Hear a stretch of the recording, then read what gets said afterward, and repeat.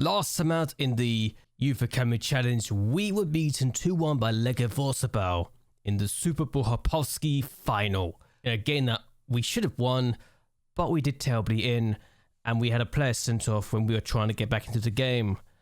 I was hoping that this was just a one-off game and it wouldn't cause us any problems going forward. So when we lost the next match in the Ekstraklasa 2-1 against Lech Poznan, and the winner they scored was in the 95th minute of the game, I was more than a bit concerned, and I was more than a bit upset with the players for again throwing away an opportunity to do really well in our first game of the season. 2 defeats in a row in all competitions was not the ideal way to start the year, and it gave me plenty of reasons to suddenly be very concerned with our performances. So when we took a visa votes and were held to 0-0 draw in the next match in Ekstraklasa, meaning we've gone 3 games without winning all competitions, I was starting to wonder if something was going terribly wrong and if I need to be a bit more concerned than I already was this year.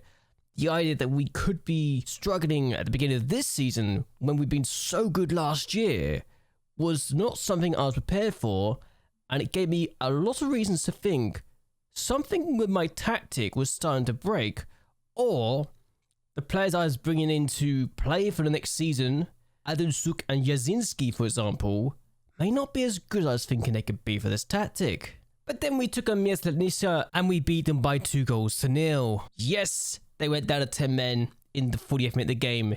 Yes, Robert Kowalski had to come from the bench to get 2 goals, but it was a win either way, and another clean sheet to our collection, and our first win of the league campaign. It took us 3 games to get the first win of the year, but the fact we finally got the win, I was hoping would be the thing that opened the floodgates for this season.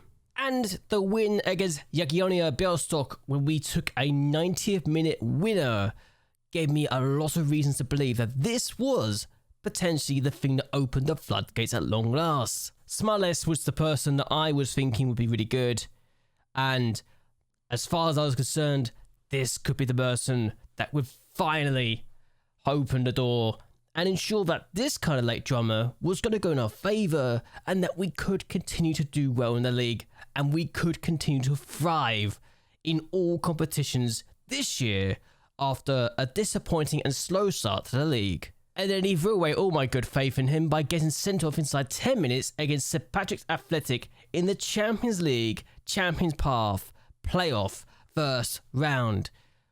The fact we didn't lose this game was great in itself, but at the same time, with all the opportunities we're creating here and all the dominance we showed despite being down to 10 men, told me that something was wrong and that we really should at least be doing much better here. We need to be beating a team like St. Pat's, 10 men or not, and the fact that they went to our place and still got a draw? Can I at least say this is terrible? Because it felt like a slap in the face for how good we should be on our day. But still, we took on Arkadinia and we beat them 2-0. Smolek and Mariusz Jasinski with the goals. Jasinski getting his first goal for the club, and his first after really starting fast was a promising sign.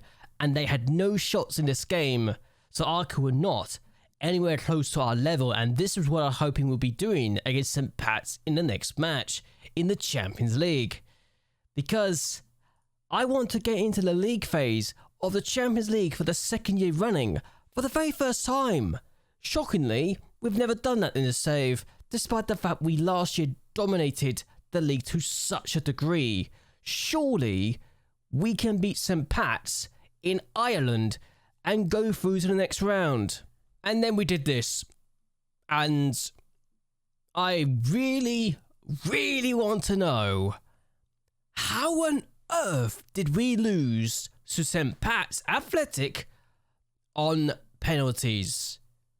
This, for me, is probably the most humiliating defeat that we've suffered so far. Not because it's St. Patrick's Athletic. No.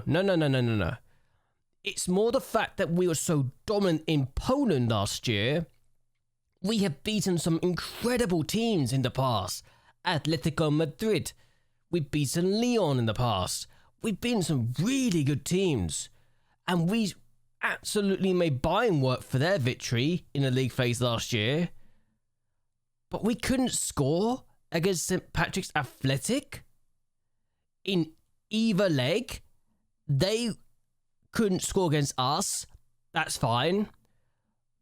But we lost on penalties. We lost on penalties to a side that for the last 36 minutes were down to 10 men.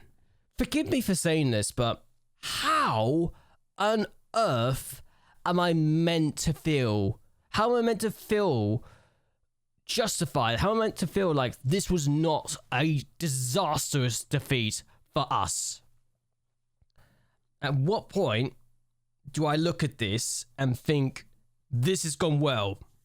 Because quite frankly, this is a game we should be winning. 10 times out of 10, we should be winning this match. There's nothing that can absolutely save this for me. And the fact we've been beaten by St. Patrick's Athletic in the Champions League is nothing short of embarrassing. And we're out of the Champions League at the first hurdle, and I can't even describe how bad this is. So disappointing. So disappointing. So when we took on Sandekia Navesons, and this was the last game we had before the international break and before the transfer window ended, and beat them by 4-1, my first thought was, where was his performance against St. Patrick's Athletic?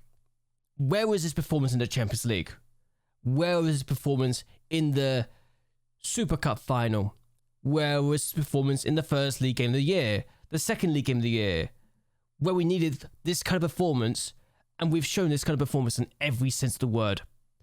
Where has this performance been all season? Why is it only after we've been eliminated from the FA Cup? Why is it only after we've been eliminated for the Champions League that this performance arrives? Why does it turn up now, and why did it not turn up sooner? It's not even that I'm angry anymore. I was livid at the time that we lost the game, but now I'm just disappointed that this is where the team decides to turn up and nowhere else. I got nothing else to say. Still, after 6 games in the league, we are in 5th place only, and we are 3 points behind Wisla Krakow, who we do take on next in the league.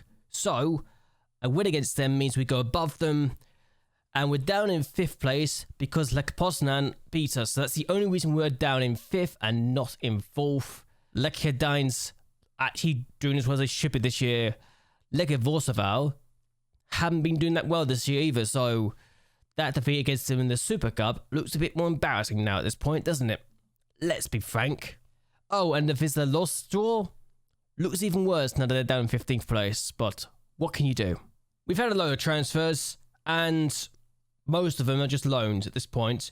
There is one player that we sold for 1 million, and Jakub Novak has left us for £1 million.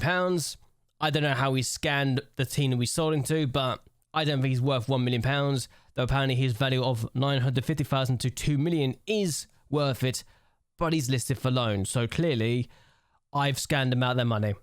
And if they don't get the money back, that's all on them. It really is. We also sold a goalkeeper to Sampdoria, so there's that. And apparently we're able to sell goalkeepers to Italian clubs a lot. So clearly, we're good at producing backup goalkeepers for the Italian leagues. So there you go. Oh, and Victor Matura, we were going to use this year, but he kicked up a fuss when a team came in for him. And, you know, the team with all the money in the world that wants to buy all our players. And then he kicks up a fuss. You know, that team.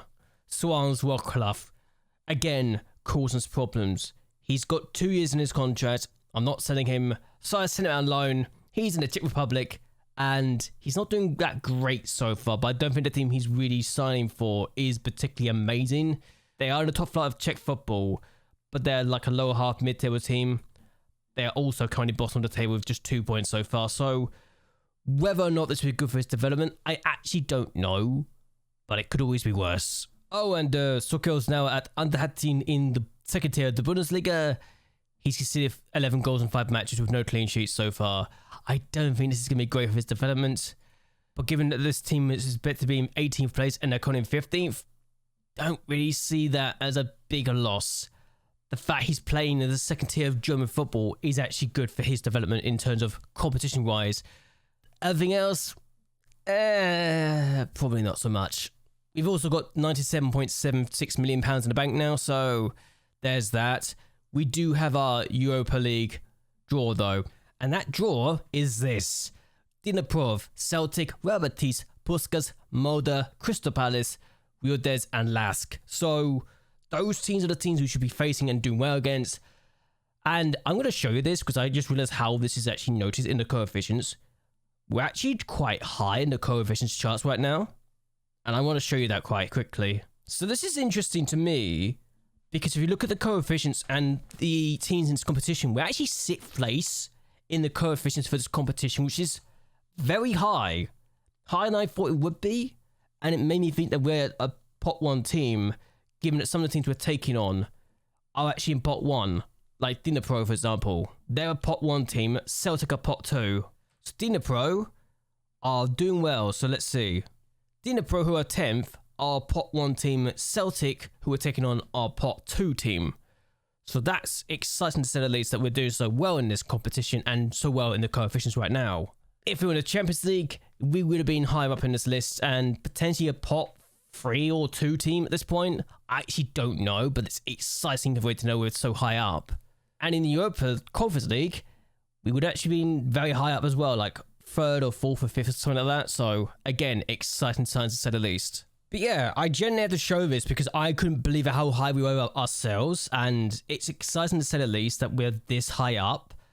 And we're 45th in the coefficients right now, which is why we're getting such a good draw.